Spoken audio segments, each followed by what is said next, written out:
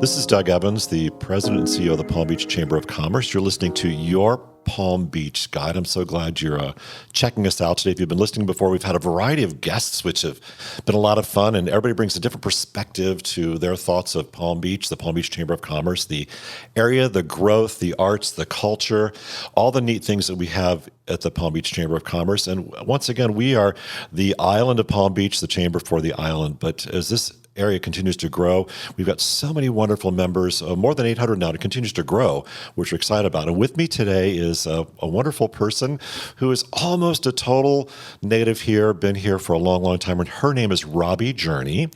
And Robi's background is, we're going to talk about that, but she also serves as a volunteer at the chamber as a board member, and also chair of the Board of Trustees. And so we're going to talk about her background and the chamber a little bit. But Robi, welcome to Your Palm Beach Guide. Delighted to be here. Thank you. I'm thrilled you're here. I did not know you before I was hired to work at the chamber, and it has been such a joy working for you and with you to take the chamber into even better, stronger, whatever direction you want to call it.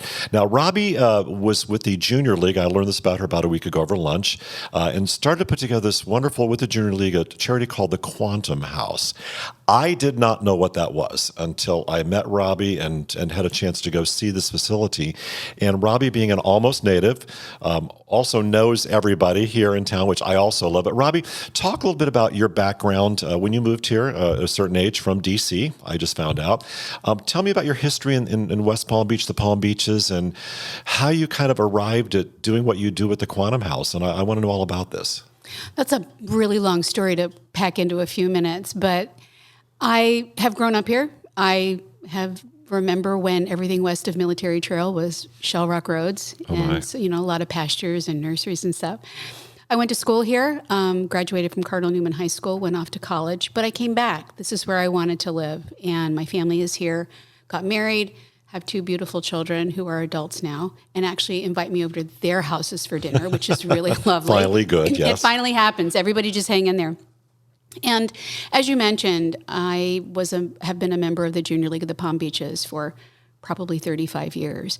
And at one point in the late 90s, one of the jobs of the Junior League is to identify needs in the community, things that we can do, projects that we can put together as league members to take care of families in Palm Beach County.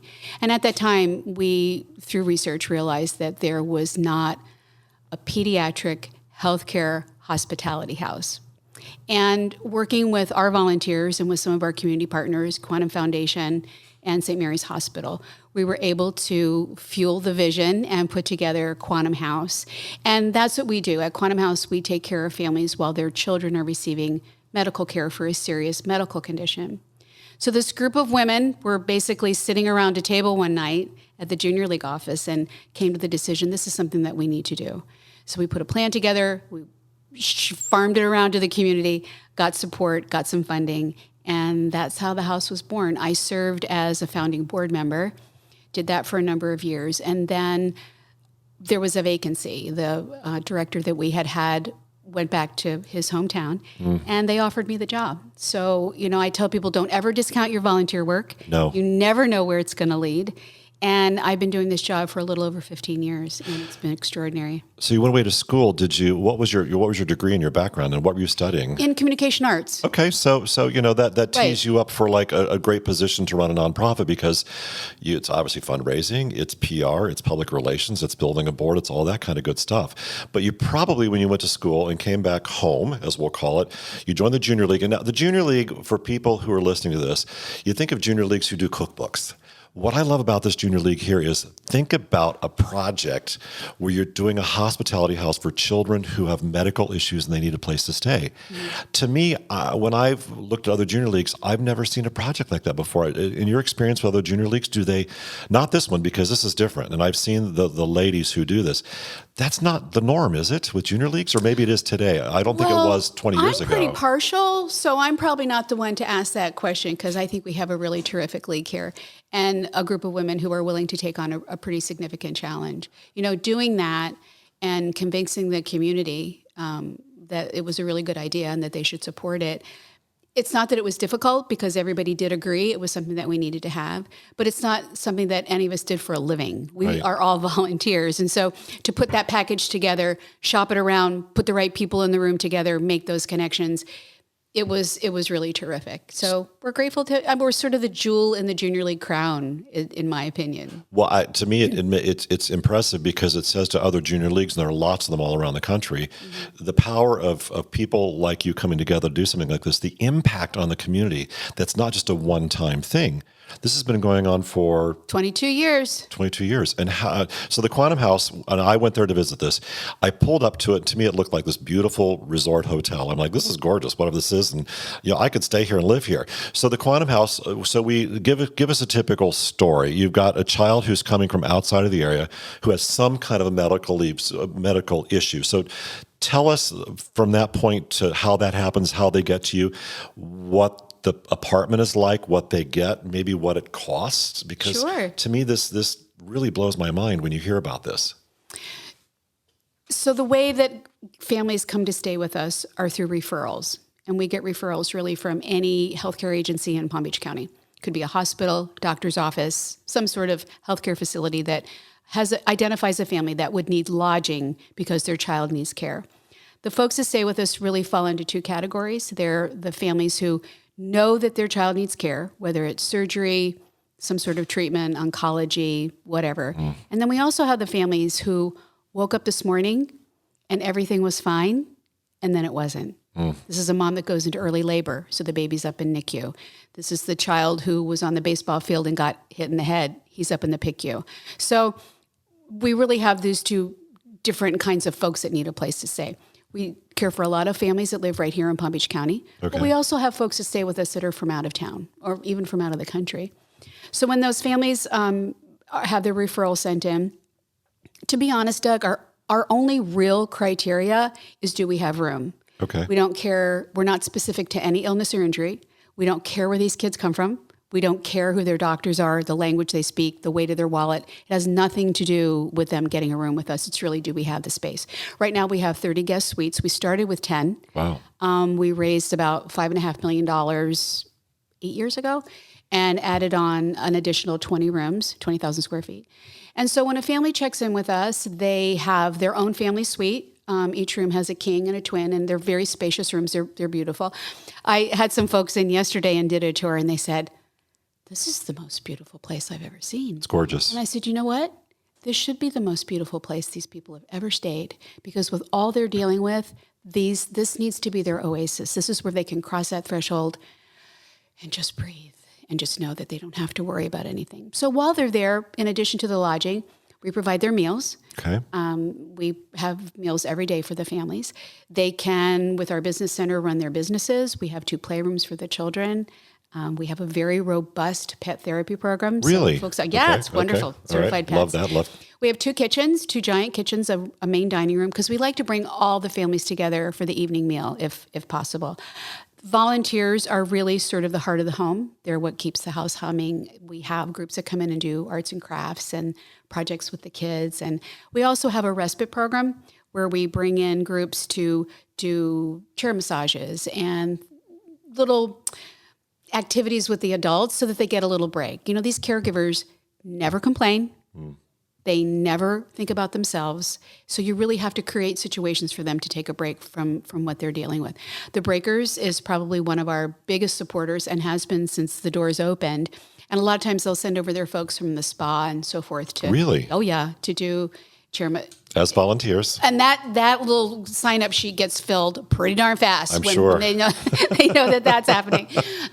But it's really a very special place. And the families that are there, you know, I think the average stay right now is about 2 weeks. We've had families stay there for a night. We've had families stay there for more than a year. Whoa. So imagine staying in a hotel room-ish. I mean, after a long weekend, you're ready to murder the person. Pretty much, yeah. Right? So imagine staying in a room with your entire family for an extended period of time. So we don't want them to isolate in their rooms, which is why we create activities outside in our big room, out in the backyard. We have a putting green in the backyard. We have cool. golf lessons. We work with PGA South Foundation. They send 2 PGA pros over every Thursday afternoon. So if you want to work on your golf game, Come over to the house on Thursdays around 4. No one will find you. You can work on your putt or whatever you're going to do. We have lots of activities for the families, and that really is what keeps them going. So it says to me, because I'm the kind of person who, in spite of what you know about me, I tend not to if anybody's uncomfortable in a new room, you don't know people, especially, and when I hear this is life or death. What you're doing. These are people who are ill, children who are ill. Right. So this is life or death. I don't say that lightly. This is life or death. You've got people in these stressful situations. How do you, when a family comes in, what do you do to engage them, to make them just use that deep breath and feel like they can come to the putting green, or they're going to feel comfortable coming to dinner where they don't know people? How do you make that environment so hospitable? Doug, I think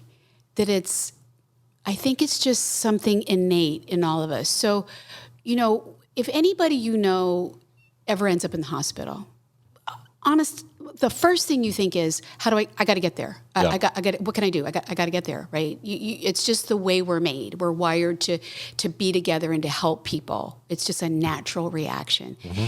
So when these families all come together, it's kind of the magic of the house. You put a bunch of people together in a house who are total strangers. Mm-hmm. And in many cases don't even speak the same language, right? But the universal conduit there is they all have children that are dealing with a serious situation. And that conduit is what brings those people together. The relationships that they build together, the conversations that they have together. I mean, by the grace of God, my children are grown and I've never dealt with something like this. I can't have those conversations with those people because I've never lived it. It's not you. They live it. And it doesn't matter if it's a baby in the NICU or your child's going in for some very complicated orthopedic surgery for a birth defect. It doesn't matter. Your heart and your soul are just sitting right on your chest because the most precious thing that you have is really in a bad spot. So that conversation, believe it or not, it's a lot more organic and natural than you would think. The other thing that I think is very interesting is, say what you want about our country, but there is a spirit of volunteerism in the United States. Correct. That does not exist anywhere else on this planet. I don't care. I'll challenge anybody on that. So you get people that are staying in the house that might be from Poland or from Germany or something. The Middle East also. Anywhere. Yeah. And you've got these strangers coming in, these volunteers coming in who are taking care of them. And for a minute, you can see the folks looking like, what is going on? Who are these people? Yeah. It's just so strange. But then all of a sudden you can just sort of see the tumblers all fall into place. And it's beautiful. It's beautiful because it just happens. It's serendipity. It just happens. And you don't force it. You just put it all out there and it just happens. And the families have bad days. Absolutely. We hear a lot of tears in the house, but we hear a whole lot more laughter. And that's really the joy of it. Have you had, and I hate to ask this, maybe I hope it's the answer is no. Have you had families there who've lost a child? Oh, we have. And what's interesting, funny you ask that, because generally that happens to me once a year. Okay. Maybe once a year. But for some reason this summer we had it happen 3 times. We had 3 families lose children. And it's heartbreaking, absolutely heartbreaking. But what an honor for us to be able to get those people into that next spot. I am, and that's another big part of what we do. We do this hospitality piece, right? And we stay in our lane, and we're really, really good at it. What's important for us is to know who else in the community, what other services are out there that our families might need that we connect with. When that happens to a family, I'm not a grief counselor. So we reach out to hospice, right? Wow. It's important for us to know who in Palm Beach County can help these people. We don't want to do it. It's not our job. It's not what we do best. Right. So we go to the experts to do it. When we have families that are bringing the babies home from NICU, if they need car seats, I don't do car seats. Right. So I'll reach out to March of Dimes or Healthy Mothers, Healthy Babies and make that connection to make sure that those families can get to their next spot. That's amazing to me. So when that happens, that horrible situation happens, you get a grief counselor. You get them you get them the tools they need to move their lives forward to the best that you can. Right. And it would occur to me that when a family goes through that, they're going to have a place in their heart forever for Quantum House.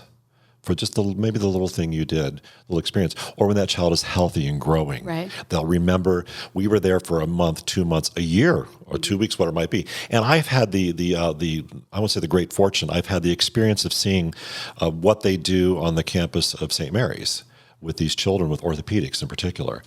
It blows my mind. And there are kids from all around the world. I mean, I was over there this summer seeing what was going on, and children literally speaking languages I've never heard before. Right. And I know they're staying with you. Right. And it's like, okay, here we go. It's got this big fraternity house or something of these people. So to me, I'm so moved by this. If you are listening to us, this is Doug Evans, President and CEO of the Palm Beach Chamber of Commerce. You're listening to Your Palm Beach Guide. Thank you for being with us. If you've tuned in, as I call it, for some other ones. Today we're with Robi Jurney. She is the CEO of the Quantum House, 15 years now, a local member of the community who's involved in a lot of things. And the Quantum House, if you have not heard of it, what's the website for the Quantum House? QuantumHouse.org. Simple, very simple. Google it, quantumhouse.org. Of course, they're a nonprofit. They take donations. If you're here in the local area, she said volunteers. Everybody can always use help and always use cash and money. So that's also a big part of this. And when I hear that she raised $5.5 million with a bunch of other people, of course, credit due to add on to it. To me, that's remarkable. So moving forward with you, Robi, you are a member of the Chamber of Commerce. Yes. You are there every month with your table, bringing in donors and sponsors and friends and family and volunteers. And for me, that's really important because I like to see active participation in the Chamber of Commerce, and truly Quantum House is. It's amazing to me. Why did you get involved with the chamber? And I'm kind of curious because I've never asked you that before, number one. Number two, you did say to me once, however, I remember this and I will quote you. What did I say? You said, I have raised all the money I've needed to raise in that room. And that room meaning the chamber as a room. Right. Not specifically the chamber breakfast, which is once a month with 500 of our nearest and dearest friends. But why'd you join the chamber? And then I'm going to ask you, and you can think about it, why are you so heavily involved in the chamber? Because she's a board member. She's the chair of the board of trustees, we'll talk about in a minute. Why the chamber? Why are you involved as a charity? Why are you doing this? I think that as a business owner or somebody that manages a business, which is how I look at what we do. It's a business. And what I do. There are so many things in which you can become involved. And you really have to pick and choose. You could go to a breakfast meeting, a lunch meeting, and a dinner meeting every single day of the week, all day long, right? So you have to be strategic. You have to be deliberate. You have to put your time where it's going to have the biggest impact, right? Because there's only one of me. There's one of you, yeah. And I can only be in one place at a time. And a huge staff of 5 people. Giant staff, huge staff. So, you look at all the opportunities in this community, and there are a lot. At the end of the day, I think the number is there are 6,000 nonprofits in Palm Beach County, right? Correct, and I'm just one. And they're not all in health and human services. That's a whole list of other things, baseball teams and church groups and things like that. But you have to look at the community and say, where can I take my message where I'm going to be able to introduce the community to the house and have them want to be a part of the house? Where can I go and know that in some way I'm going to be able to pull some support out of that room? Whether, as you mentioned, whether it's a gift of volunteerism of their time, a financial gift, whatever it is, or just making blankets for the kids or sewing, pillowcases, whatever it is. And I just have found after living here a long time, working here and doing other things, there are some groups that have more benefit to our mission than others. Yeah. And so we have been sponsoring a table at the chamber for maybe 15 years, a really long time. A long time. And what I love about it is not only does it give us a presence with like-minded business people who are there to do business, which I think is so critical. It's business. But it also gives us an opportunity as an organization. We invite our board members to our breakfast table. We invite donors to our table. We invite our community partners. So we don't have a lot of things we can give to our donors. Sure. But this is a gift we can give them. Come have breakfast. It's at the Breakers.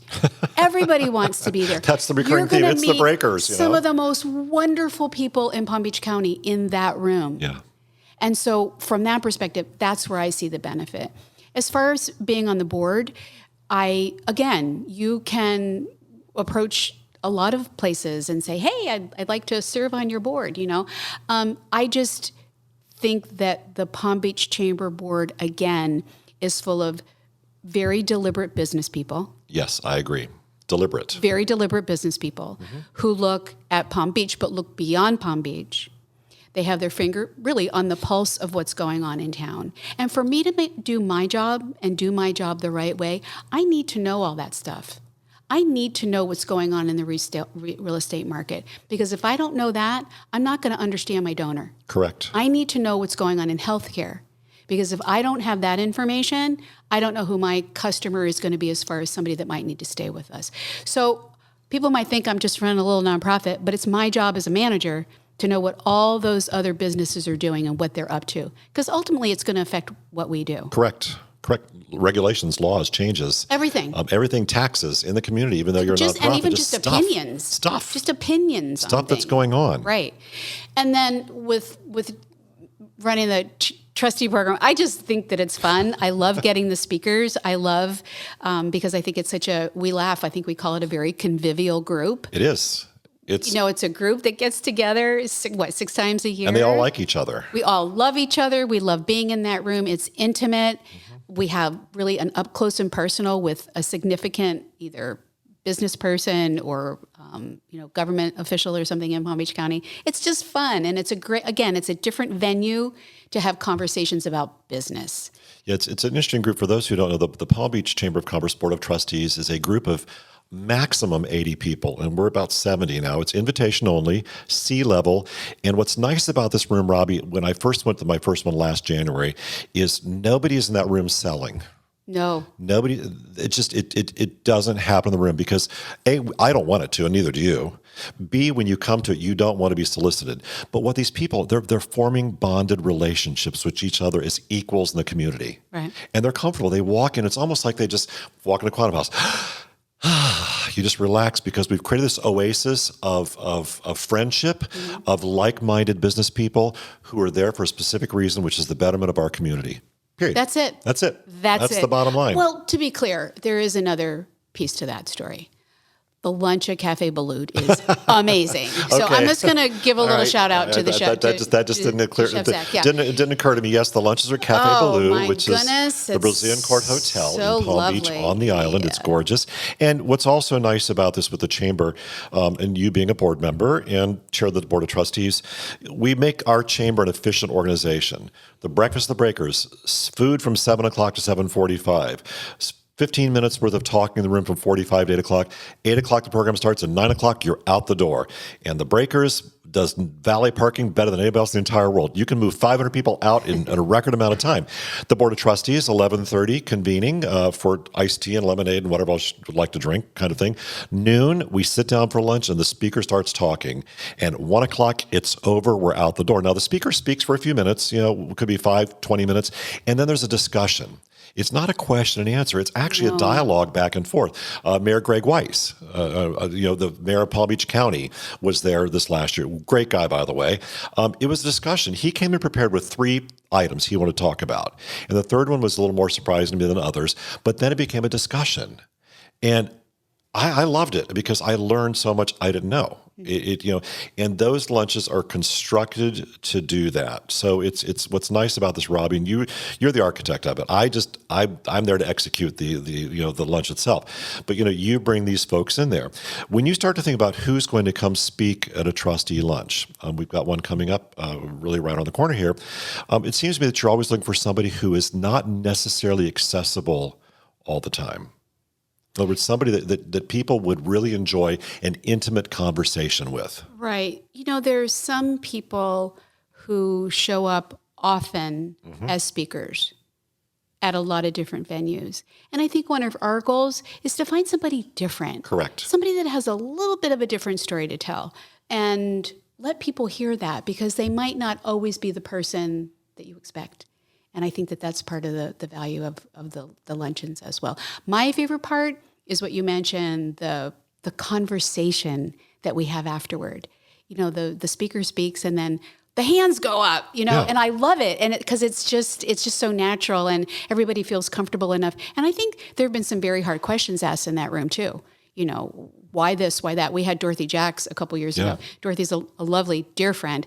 But people were asking Dorothy some really hard questions about property taxes and, but you feel comfortable doing it, and Dorothy loved it. I think a lot of times these speakers like having a venue where they can get comfortable and really speak from their heart about what their topic is or what their subject matter is. They don't always get that. They're standing in a room of 500 people. Yeah. Like, and then you just read your thing and off you go, right? You get your award and you shake hands and take pictures. You're in the room with this very intimate, very eager group. That's the part I like. But it is, and what I also found interesting this last time is, I'm just meeting some of these people. I've not lived here as long as you, but I've been here half of my calendar life now, basically. There you go. And when people in that room talk to the person with their first name, I find fascinating. Mm-hmm. It's not Mayor Weiss. Greg, what about this? Greg, what about that? And it's even some of the people who've just met him for the first time, because it brings everybody down to an equal level. I call it the great equalizer in that room, because everybody there are leaders in this community. And they're smart. These people are really smart. They're smart people. And it's almost like we are convening this brain trust in a way, 6 times a year. So it's fascinating. You've been on the board of trustees, involved with that how many years with that? I think is this my 3rd year? I think so, yeah. I think it might be, yeah. Yeah, and we hope we'll continue to do it for a long, long time. But, it's the Palm Beach Chamber of Commerce. It's palmbeachchamber.com if you want to find out more about us. Board of Trustees, it's a program that you have to be invited to be a part of. And if you want more information and want to be considered as an applicant, just let us know, send us an email or give me a call or something. I answer the phone every day, 100 times a day. So we'd like to hear from you. Robbie, going forward with Quantum House, you expanded it, $5.5 million. Going forward with the future, we have a couple minutes left here. Do you think there's going to be more Quantum House in the future? You're full all the time. You've got like a full place. We do. Do you think that's good? Maybe, who knows? We're just guessing here, crystal balling. Is there a need for more rooms on Quantum House?